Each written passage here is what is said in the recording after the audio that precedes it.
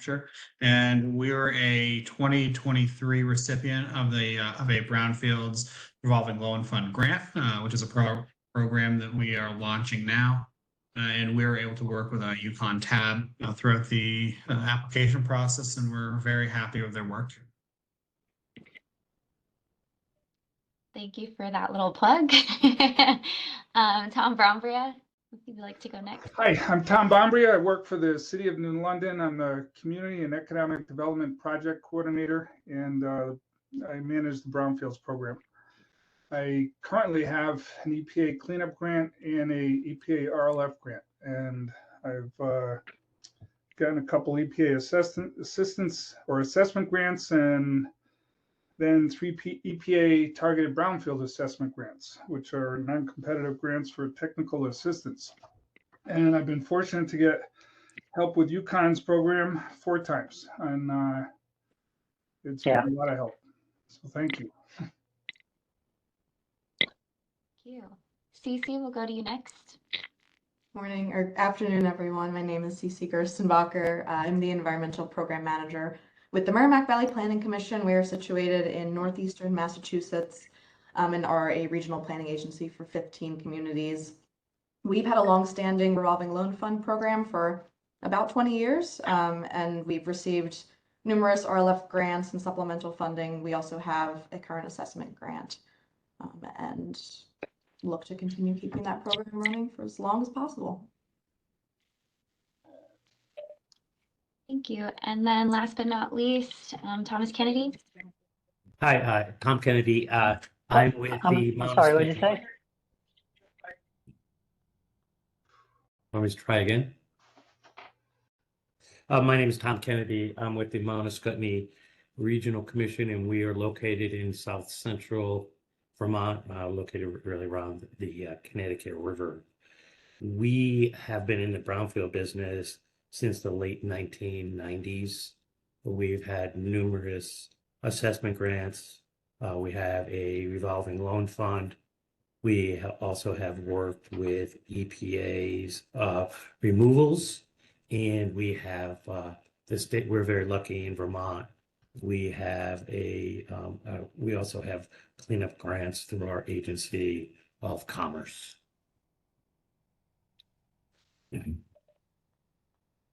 Thank you, everyone. So those of you in the audience, I have some questions prepared. We'll probably start off with a couple of those, and then I'll open the floor to any audience questions. Nick, you have your hand raised, so go ahead if you want to jump right in. Randy, I just wanted to mention that early this morning I spoke with Steve Sanders from Arcatoden, and he had a funeral to attend. So he may join us, but I just wanted to let everybody know that. I work with CV and Mahar and work closely with Arcatoden, and since 2020 they've had 2 site-specific assessment grants and 4 cleanup grants, many of which were reviewed by UConn's very talented staff prior to submission. Great, thank you. Nick, may I volunteer you if there's any questions fielded about nonprofits receiving grants? Yeah, sure. Okay, thank you. Okay, so we'll start off with the first question. So what was the most challenging thing about getting started once you were awarded the grant? And I don't know if we want to go in the same order. If anyone wants to kind of just jump in, we can kind of see how that unfolds. Yeah, I think we just let people jump in as they feel. So I guess if nobody's saying anything, I think when you get your first grant award, it's pretty overwhelming to see sort of all the reporting requirements, the language. There's lots of acronyms in the brownfield world. Getting a better understanding of reporting requirements through acres, and I think most important is reaching out. And this isn't a challenge, but this helps with the challenges, is reaching out with your partners, either through EPA, through your state associations, or through UConn. There's lots of people out there that have been doing this for a while, and just think we've all been really good with working with each other. And so that would be my advice.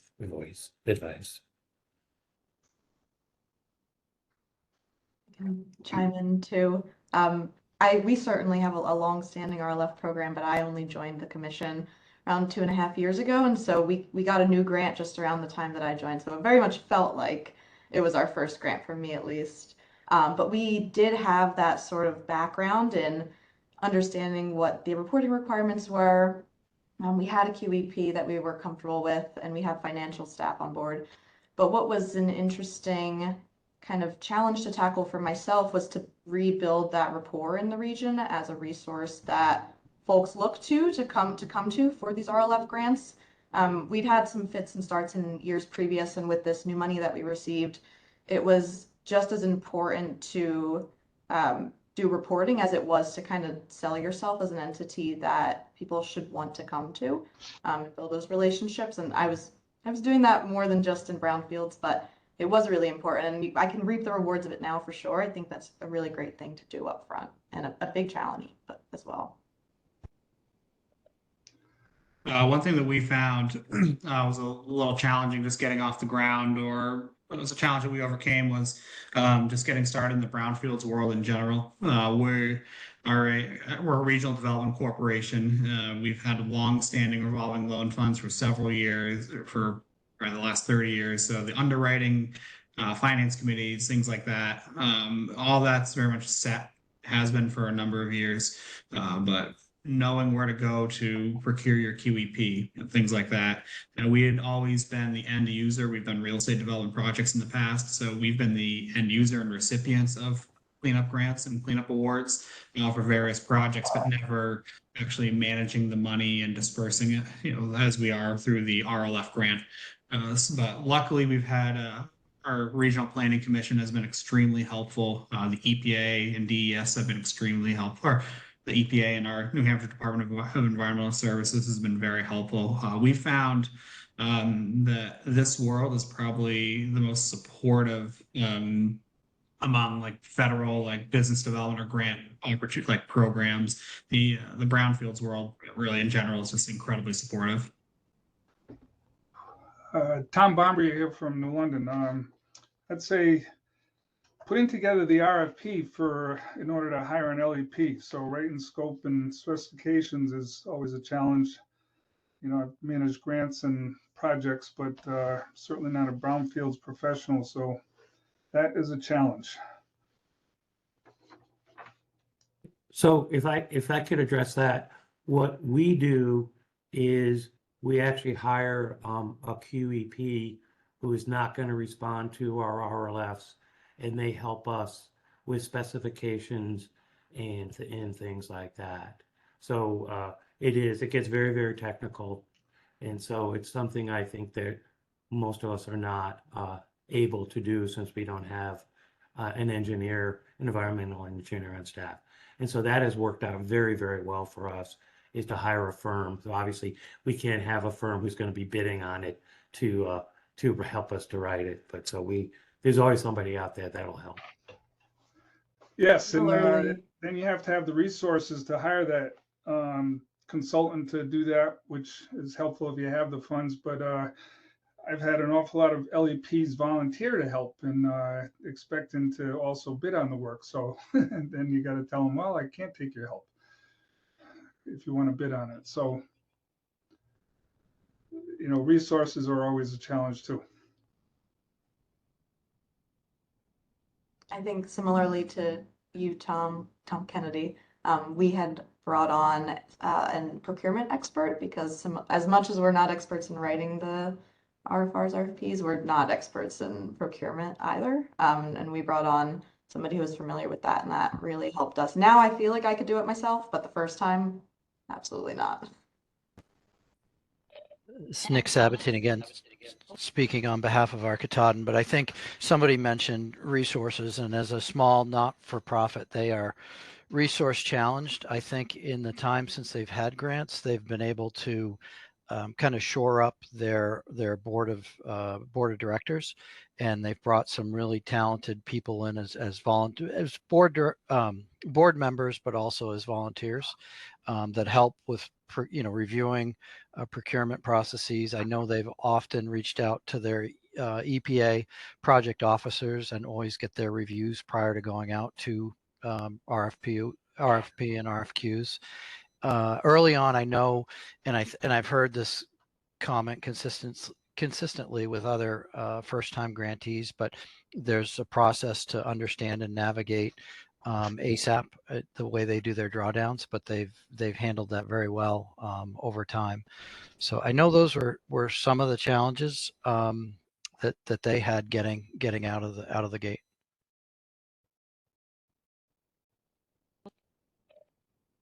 And not that this is all a plug for UConn Tab, but I will plug one thing. Because it sounds as though there's been a large need for procurement support, we have been developing more tools and resources to help people with that process. My colleague Wayne Bugden, who's on this webinar right now too, he's been working really hard to get examples from different states, as well as kind of create a checklist item. So that is something that we will be actively helping and starting to aid those who are in the procurement process. I also be more than willing to share our procurement policies that we have through our organization, because we're a regional planning agency. We also work with the Federal Highway Administration and HUD and so on. So it's a little daunting. It's about 64 pages long, but it really covers a lot of the bases that you need for procurement. So if anybody is interested, you just want to email me. I can forward that to folks. And also, it's important to look at your grant agreement to make sure that you may have to add things for procurement. There's just not one policy that fits all. There's some. Thank you so much for that. So the next question, so that one was focused on when you're just getting started. So fast forward to now you're in the depths of having the grant. What were some either unexpected challenges or hurdles or things that kind of threw you for a loop, if anything, that you encountered along the way?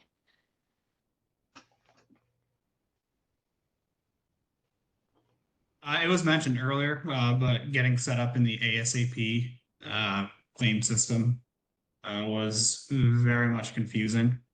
It was possible I was able to get it without too much difficulty, but it took a little while to figure it out at first. But once you're in it, it is probably one of the simplest claim procedure processes that you'll encounter. On our end, we struggled a bit with maintaining that 50-50 split for the RLF money. You have to maintain a 50 split of sub-grant and loan. And our understanding a few years back was that it was just of the sub-grant and loan, not of the full award, which that understanding was incorrect. And so we had to kind of do a backpedal and some reshuffling. So I would say that maintain that 50-50 split from the start when you're doing your sub-grant loan. If you can get a big loan and just disseminate the rest of sub-grant to nonprofits and municipalities, that's the dream. But otherwise, you kind of need to make sure you're maintaining the split from the start. I don't know necessarily if it's a hurdle, but in this is regards to assessment grants, it takes a lot longer than you think to get to a corrective action plan. And generally, it's also more expensive than you think it's going to be. So, we have a short list of consultants. We hire a consultant, they give us a bid, but during the phase 2 process, whether they're doing borings or something, they always find something else when we have to amend the contract to take, the additional assessment activities that need to be done. So one is managing your funds, always have extra money available because it never hits on target. And then secondly, think that, for us, we think generally if it's a fairly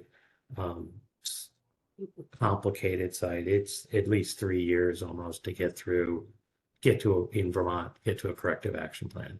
It is not fast. So if you have a developer in the wings or something, you need to make them understand this is not going to happen overnight. We had a cleanup it was actually, ultimately funded, but when I say we, I mean our Katahdin had a cleanup that was ultimately funded by EPA, but it was being administered to the Maine Department of Economic and Community Development. And the project was to abate and do partial demolition of the former Great Northern Paper Mills wastewater treatment facility and clarifier.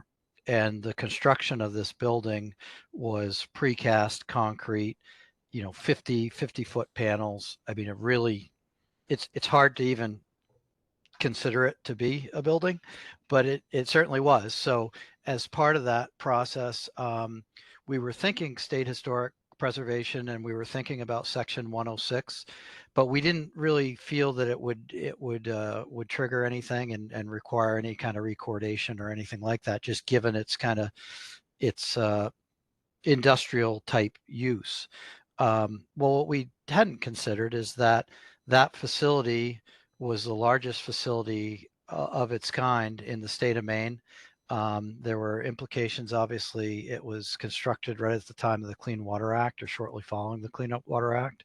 So it was referred to as brutalistic architecture. But we did end up doing a section 106 recordation of the building, of the clarifier. Again, both of them were the largest in the state, so that was documented. And I guess our takeaway from that is to start that process early and engage with the historic preservation folks early. It didn't delay any of the proposed work, but it was something that the team really hadn't considered.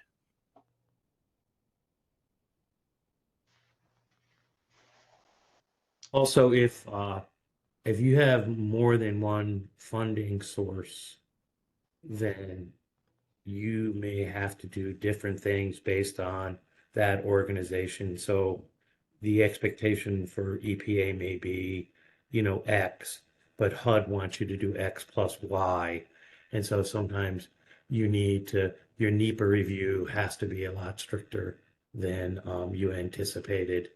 Also, we have run into hurdles where we get EPA approval on something, but we don't get the state approval. So don't assume anything. Make sure that whatever you're doing, you are constantly in communication with both your federal and your state agencies on these things, especially where we are. We have a lot of old industrial buildings, and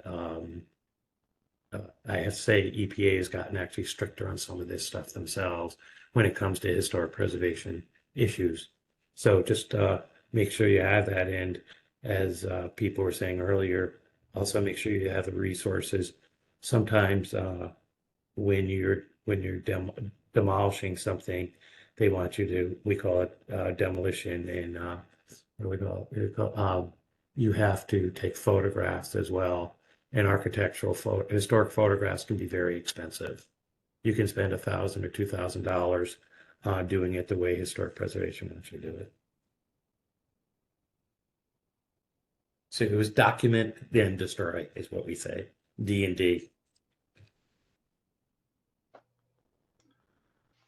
So for myself in London, there's so many challenges, after you get the grant, but one of them would be, in particular for cleanup grants, is having enough resources. Well, the EPA has been pretty generous, and UConn TAB is always there to help with assistance. Inflation, COVID, supply chain issues, all has greatly increased costs. So it's never enough. So you got to keep looking. And then if you got a couple of grants to manage, you skip around or two of funding because you're too busy and afraid to get another grant, but then you're going to need the money. And so biggest challenge is having enough resources. It's not easy.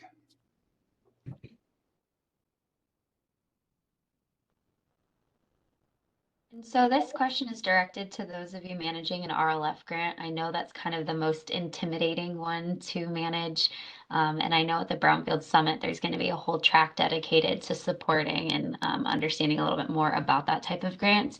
But Cece, you had also mentioned that finding eligible people for the grant was difficult. Can you speak a little bit more on that, and anyone else with experience on that? Some of your, I guess, what you did or how you were able to go about finding eligible entities.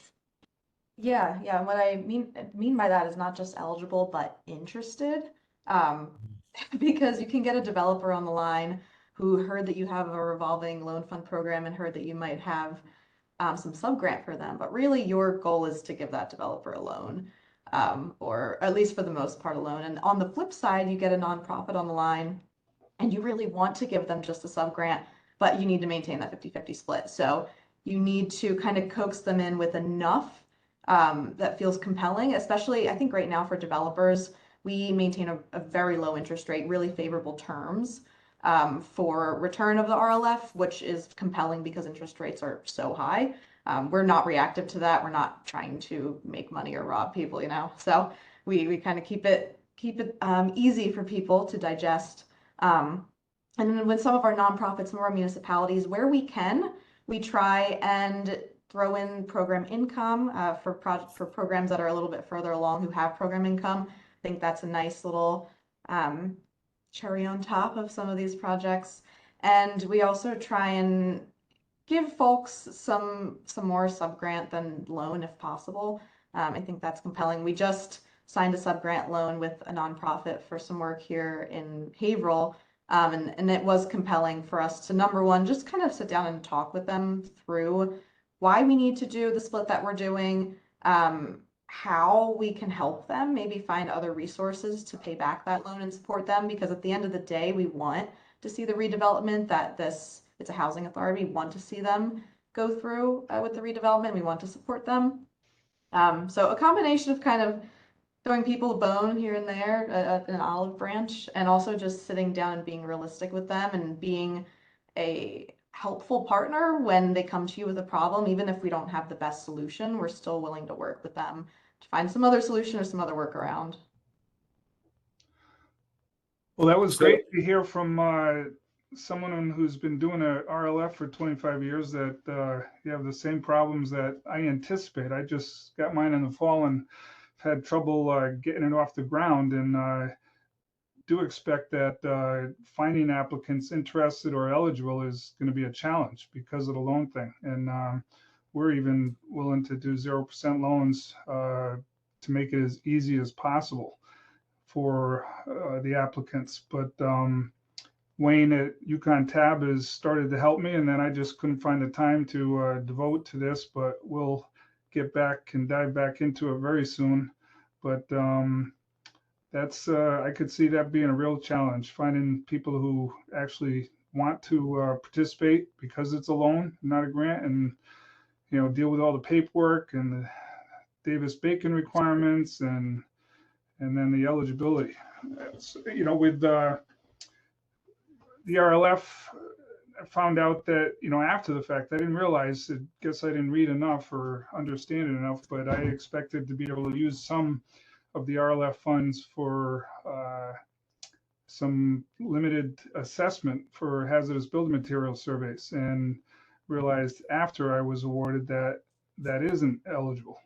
And so I ended up applying a couple months ago, or a month or two ago, for a Connecticut DECD Brownfields grant for assessment in order to assist potential applicants have the money available to do those hazardous building material surveys. We had decided to target downtown businesses to help with lead and asbestos in particular.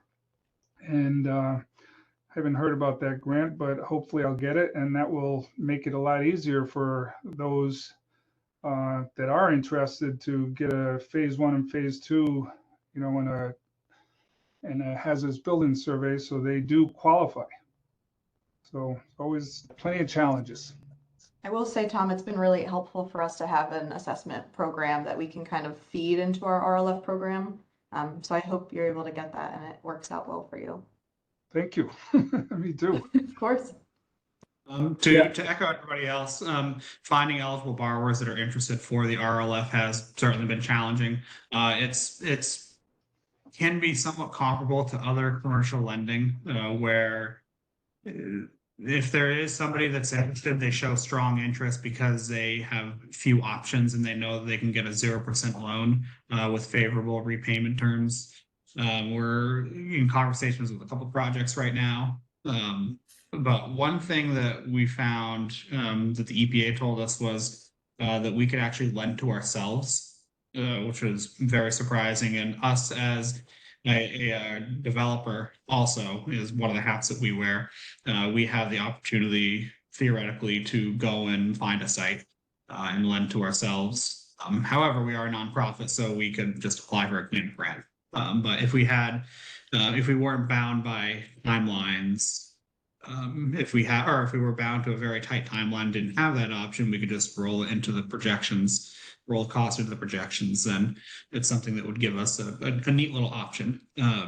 And just kind of going back to other things that we've experienced just in getting our program up and going is like uniformity among just basic underwriting practices. I've been doing a lot of research and looking at other RLFs throughout New England. I've probably read some people on the call, probably read some of your policy guides over the last year. And one thing I found is things like this that we're doing right now are very helpful in figuring out those little things as opposed to kind of the bigger events. For one, the National Brownfields Conference is a requirement for new grantees. So I went to Detroit last year and found that wasn't helpful at all, which was very surprising. So if you are looking to start your program as a first-time grantee, really leaning on the EPA, your local regulatory authority, and UConn is the best way to go. Cody, are you associated with a planning agency? No, we're a regional development corporation. Okay, we have I guess it's Massachusetts so different, but our regional development corporation is in our regional planning agency. That makes sense. Oh, okay. Yeah. No, live free or die up here, no sales tax or income tax, so we have to fund everything very, very differently. So Got it. We're independent, but I mean we're joined at the hip in a lot of respects. Right. Thank you. Interesting. So we have similar issues that everybody else has as far as the revolving loan is concerned. We learned early on that we're not a bank, that we try to be as favorable as possible with our terms. We do a lot of, we defer for a number of years before the loan starts, and we have a repayment go out. So to date, knock on wood, we have not had a single default on any of our loans.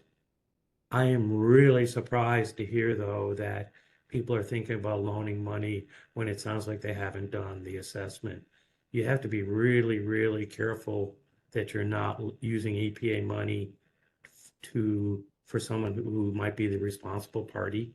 So at a minimum, you really need to do a phase 1 to find out the history of the site to make sure that you're not you're not lending to someone who's the responsible party. Vermont, we're lucky in that we have what we call a BRELA program, which is an application from the landowner, and it goes to the state, and to be able to enroll in it, you can't be a responsible party. The other thing we're starting to do now with our revolving loan fund is to market it, and we really haven't done that. So we're sending out some information to realtors and the like.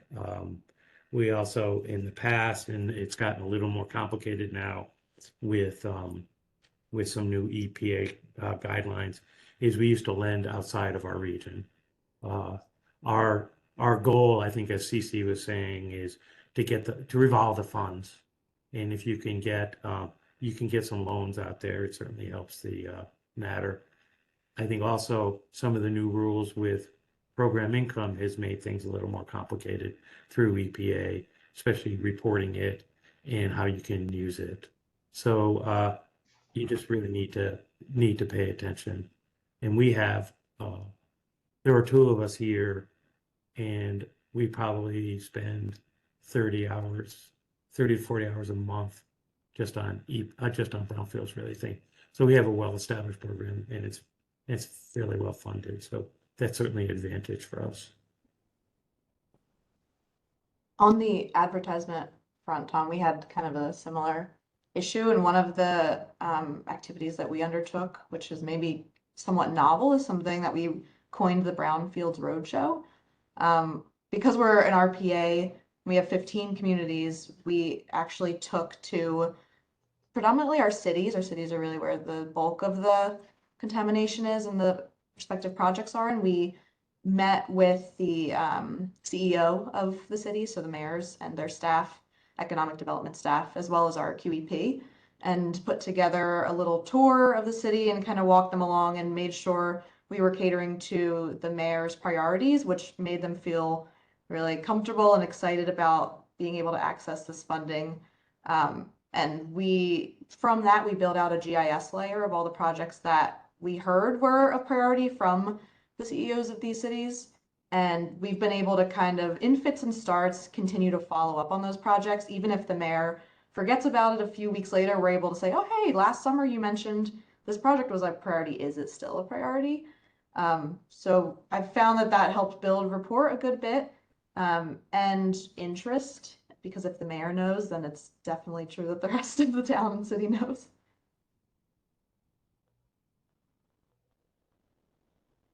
Cece, is your community, is that a strong mayor system? Or a weak Yes. mayor? Okay. Actually, it depends. So we have 15 communities, 5 of them are cities. I would say 4 of the 5 are a strong mayor system and 1 is a weak mayor system. Okay. I think we only have 2 in New Hampshire that are strong mayors. Yeah. In that instance, we've also kind of built relationships with, I guess, the group that kind of assists the mayor. So not just the mayor himself, but his posse, I guess you could say.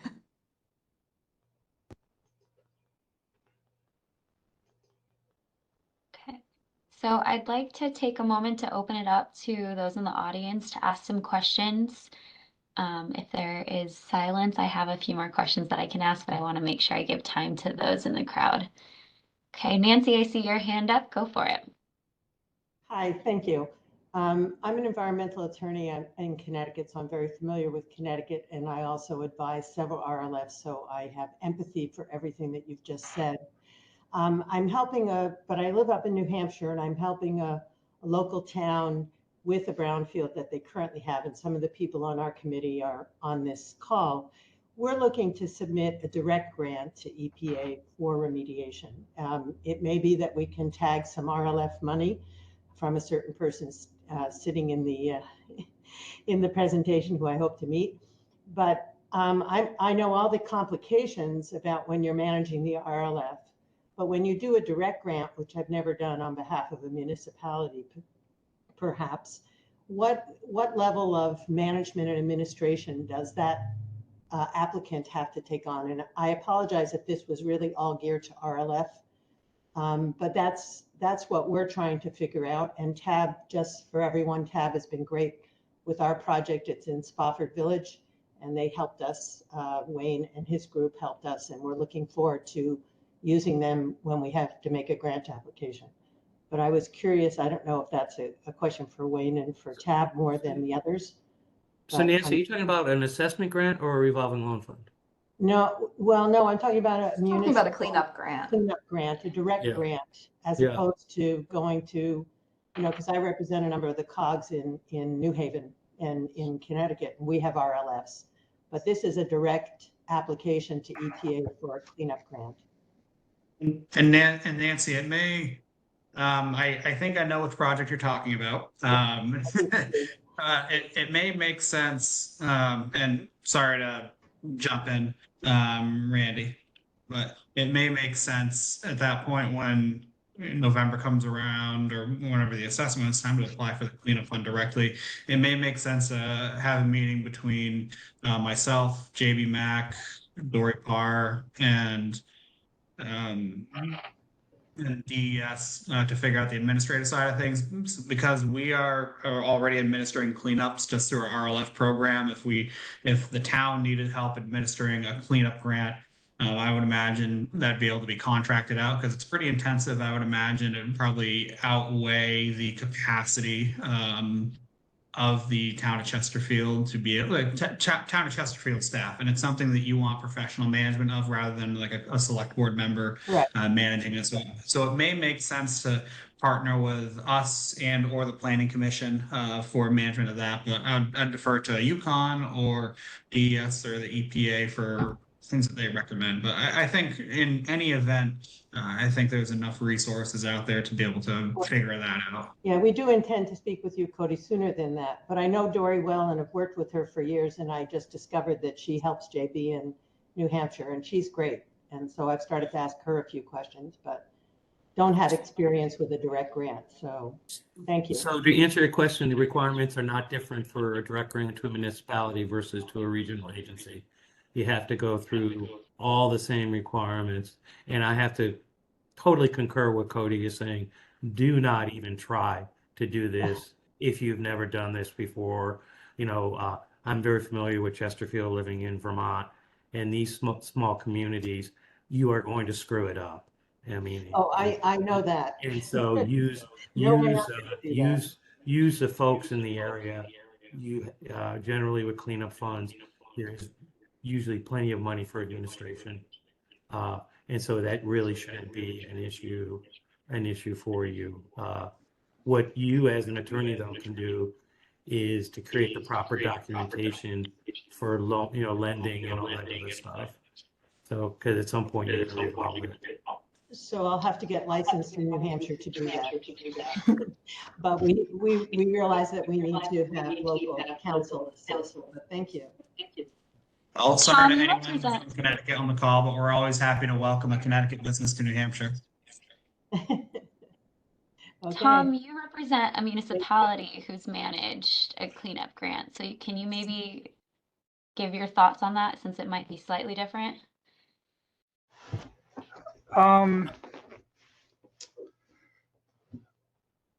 Well, I was able to just hire the LEP, and that one was not too painful, and I've let them manage the additional assessment that was required to do the remedial action plan that'll inform the bidding process to hire an environmental contractor to do the cleanup. So I'm relying on the professionals. I can manage people and things, and fortunately, I get to utilize resources and other people, other professionals. So yeah, that's what I was concerned about. Thank you, Tom. And I'm in Connecticut, and I know Connecticut has a lot of support, and it's a little different from a small town in New Hampshire, which I'm just a volunteer for. Let me make it very clear.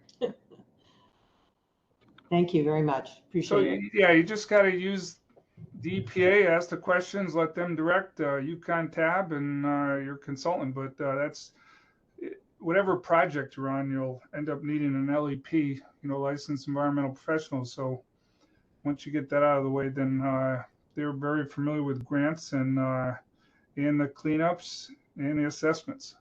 And we're working with DES in New Hampshire, Tom. This is a New Hampshire process where I happen to live, so it's a little different from Connecticut. But DES is doing currently. They did a building inspection. They are paying for a data gap phase 2, and hopefully putting together the bones of a wrap. So we're gearing up for this, and they've been very helpful. That they've used their own monies for that. Thank you. I look forward to meeting you in person, Cody. Likewise, Nancy.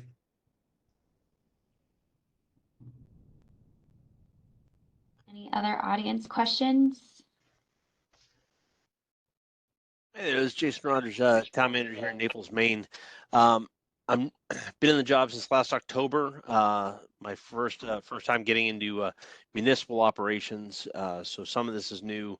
When just want to understand what I guess what would be the scope of a brownfield project? Specifically, here in Naples, we have an old landfill that was capped and covered over back in the mid 90s, and we're looking for a better use for that land. I did some service time down in Virginia Beach, and they had converted an old dump into Mount Trashmore, which is the biggest park in Virginia Beach. So I'm like to see if I could perhaps work through this grant here to look at reclaiming that for public use. Is this a good grant for that type of project, or would I be barking up the wrong tree?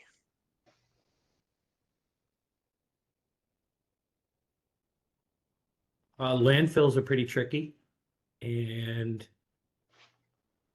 I would just start with talking with your EPA coordinator and getting an understanding of it. We have not had a lot of success dealing with old town landfills and for the redevelopment. It's generally frowned upon, but I don't want to say in your situation it wouldn't be eligible. But yeah, I would certainly talk to Region 1 and see what they have to say. Thank you, Tom. I was pretty sure that was going to be the answer. Thank you for the confirmation. I'd say too, if it's already capped, it sounds like there's something that's gone on that site before, some sort of assessment and remediation. I would definitely look into what's been done on the site to date. I'm sure that EPA Region 1 would be able to give you more information on that. Okay, thank you.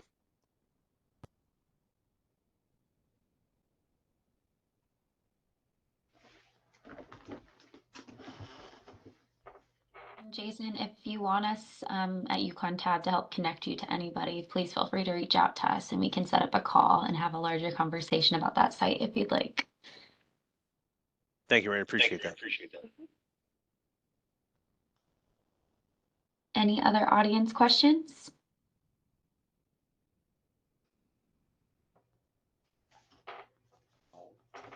I actually have a question related to like the marketing of your programs and what folks have done in public meetings and who's led the presentations and perhaps what other consultants or professionals you invited to participate with you. What perspective are you coming from? I also work for a regional planning commission in Vermont, Lamoille County. And so we have, a little over 10 communities, and I'm just curious, not feeling like an expert, how you lead a discussion in a public meeting. I like to say there are some things I'm an expert in, and there's some things I'm definitely not. And so I do rely on our QEP in those instances. We're really lucky that we have a QEP that I really trust and we have a great relationship with. So in an instance where I'm giving a public meeting, I might start that meeting and set the stage about why we're doing this work, the importance of it, where the funding comes from. But when it comes to the nitty-gritty details of the engineering work that's being done on a particular site, I do turn it over to the QEP there. I feel far less confident talking about that sort of work, and having a QEP that you can call on to do that work is great. We've built it into their contract that they will assist us with education and outreach. So they are on call and very readily available and helpful to do that sort of work. As a fellow Vermonter, I would also reach out to our Department of Environmental Conservation to see what sites they have already in mind in Lamoille County. We have a brownfield item in all of our monthly meetings for our Regional Planning Commission, and those are recorded, and so that it always generates a considerable amount of conversation. And I wish we had QEPs here that CC has. I don't know of most of them wanting to get into the marketing of the brownfield programs. Most of them are so busy just doing the regular stuff. We have not had great success with that. But you could look to maybe communications consultant that might help you with developing some materials. But we just go to chamber meetings, to, you know, whatever, and we just talk about the program and just get the word out. And like I said earlier, we also have probably maybe once a year, haven't had it recently, but we also have meetings with realtors, and they can use it for their credits for their licensing. So that helps a little bit. Thank you. We're also looking to host right now a regional brownfields forum. It's the first time in my experience that we've done something like this. I think we've done one before, but we're partnering with DEP for, and actually UConn TAP, and a couple other groups. But advertising that to a vast swath of people, from developers to municipal folks to consultants, and just getting them all in the room to hear about funding opportunities and network. I think that will be a pretty great opportunity where I don't have to be the expert on all things brownfields and development and everything else.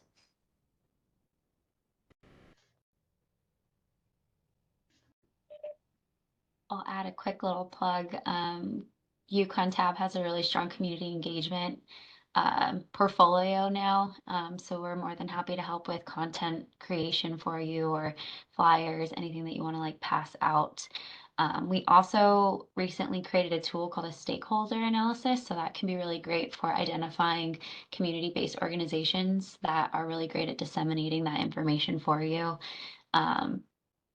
And then I was also just going to piggyback off of what Cece said, that from my experience of trying to reach out just to New England municipalities and RPOs, that I've found that the in-person sessions, whether they be, you know, the Brownfield Summit or the conferences or other places like that where people are actually in person, seems to be the best way to get people to pay attention to what you're trying to talk about, rather than like emails or any kind of passive stuff. While that still is helpful, I found that in person is the most effective.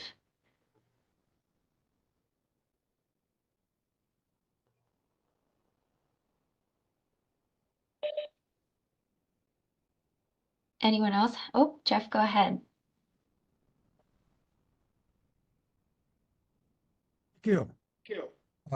Can you hear me? Yes. Yep. Yep. Jeff Scott, Chesterfield, New Hampshire, with an allergy. Working with Nancy and Deborah as part of the Chesterfield Revitalization Group. And Cody had mentioned a couple minutes ago about a system that he was using to help him once the grant has been given out. And you mentioned a system. At least I thought you mentioned a system. Oh, that might have been the acres claim service. That's more that's an administrative tool once you're awarded the grant. But it's not. I'm not sure if direct grantees use acres also. I would imagine they would. But it's that would be part of, assuming that we get to the point that Nancy and I had the exchange on earlier, then between us and the EPA and everyone else, we'll be able to walk everyone through it. Okay, thank you.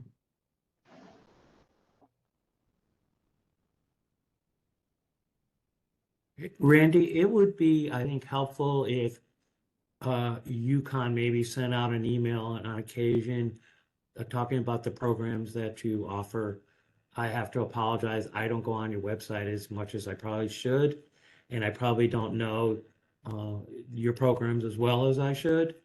And so I think it would be nice if you could just do a little self-promotion for us, and then it would sort of, you know, trigger us to go and look, because I know you have a lot of really good things to offer.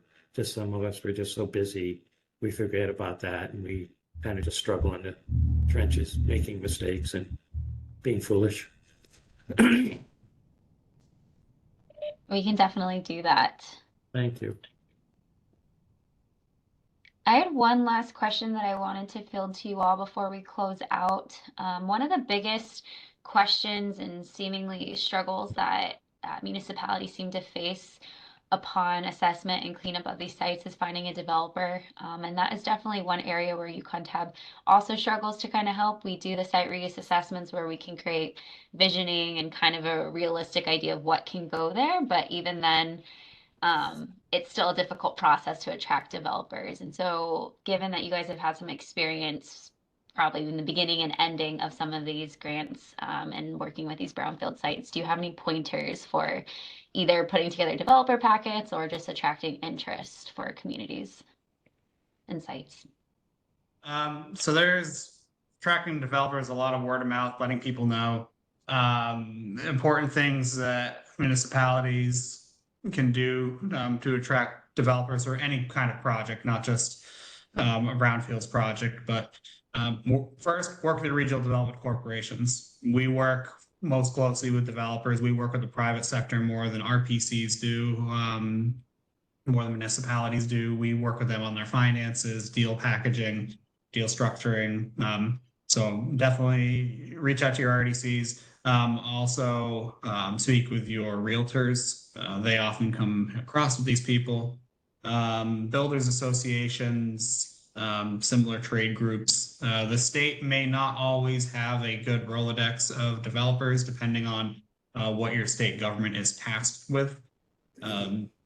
But it's also good to reach out to maybe some of your larger like housing finance authorities for like housing developers that may use the LIHTC program. Folks that use those complicated tax credit programs are usually going to have the horsepower to work through and the sophistication to work through a brownfields project. But first start really regional development corporations. We know a lot of these people. Yep, I was honestly gonna echo that, Cody. We have ours built in-house, our economic development organization, and they have a pretty good pulse on the region. And so even like they'll just run downstairs and tell me, hey, have you heard of this property? I think that's how things get out most of the time, just word of mouth. We've also managed to build a relationship with a lot of our communities and a lot of the economic development staff where if they get an inquiry about development, they'll actually just let us know. So I'll get a call from across the street in Haverhill City Hall saying, hey, we have this guy who wants to develop this gas station. I told him to talk to you. And that's kind of how things get done in the Merrimack Valley. It's not a lot of formal solicitation. It's more so word of mouth and just keeping a pulse on the region, which is hard, I guess, to do from UConn's perspective since you folks are kind of a more regional, entity. I concur with all the comments. We're fortunate that our agency of commerce has a fairly good database, and so they we let them know what we're doing, or they generally already know, and so they are helpful. The other thing is there's a lot of misinformation out there about brownfields and the liability that a potential landowner has. So we spend a lot of time talking about liability protections and things like this. And Vermont has some a really good program for those. The other thing is, generally speaking, you're not going to sell a former brownfield site for a lot of money. So the question is, do you want the reuse vis-a-vis the big dollar? And generally speaking, we try to we undervalue the property just so we can get the development done. But it's difficult. It's difficult to find folks.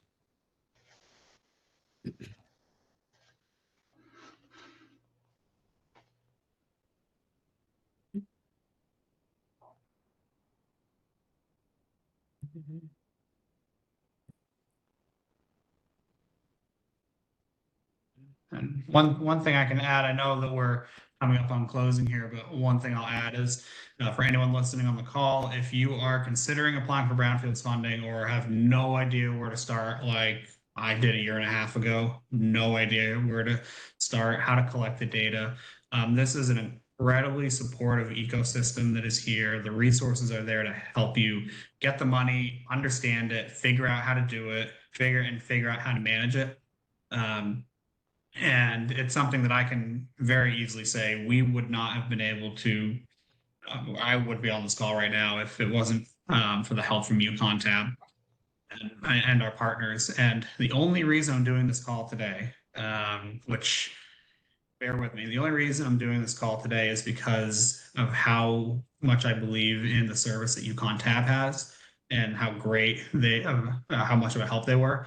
And I say that because I'm on my honeymoon right now. So there aren't many work meetings that I would take on my honeymoon if I did not feel as strongly about the service that UConn Tab provides and everyone else provides. And if that helps anybody, motivate anybody to go down that direction, then I think we've done a good service today. Congratulations. Yeah. Congratulations. And what's the matter with you? I know. I'm so sorry. You shouldn't be here. No. It's again, if I didn't feel as strongly about the UConn Tab program and all the support that we got, then I wouldn't have even considered joining you all today. Thank you so much, Cody. And I also want to concur with that those of us that have been doing this for a while, I know when we first started, we were stealing a lot of documents. I forget from some organization in New Hampshire was doing this. I don't think there's any need for people to try to do things from scratch. Is reach out to people, ask them what do their contracts look like? If you have a revolving loan fund, what do some of your underwriting things look like? Do you have a brownfield steering committee? What do your bylaws look like? There's all that types of stuff out there.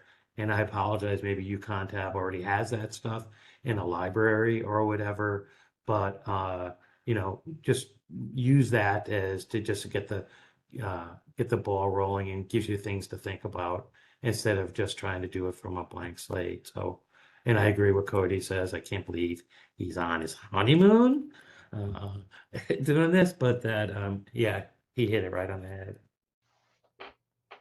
Yeah, I'd kind of just echo that not only is everybody has a lot of knowledge, they've got to be some of the nicest, most approachable people that I've ever encountered. Brownfields people are my favorite people to work with. I always thought coming into this sort of work, it maybe is a dull topic. I came from as a marine biologist to this work, and I feel entirely different now. I love the group. I know Chris Lombard's on the call. She's fantastic. Everybody's really approachable. EPA, even, who might feel daunting to get a hold of, is very approachable. There's people in your corner, and we all want everyone to succeed. So never hesitate to reach out to any of us.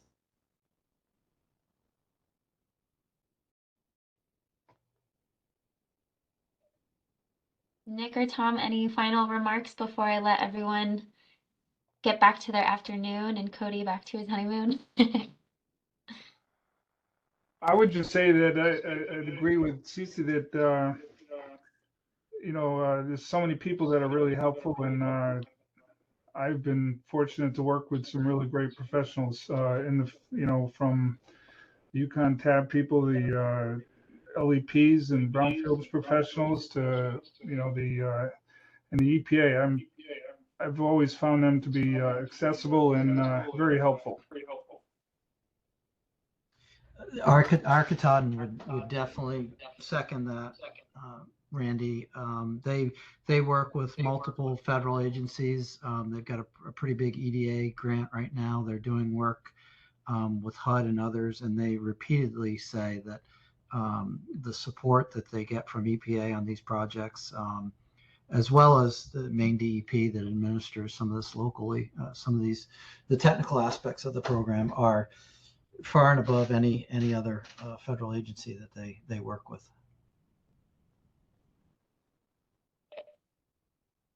Well, thank you so much, Tom Bombria. Oh, Jeff, I'm sorry, I was about to conclude. Go ahead if you have a quick question. Okay, I would also like to jump on that bandwagon. Thank you so much, UConn Tab and Wayne, who has gotten us this far along the process, and we look forward to moving forward with everybody. Thank you.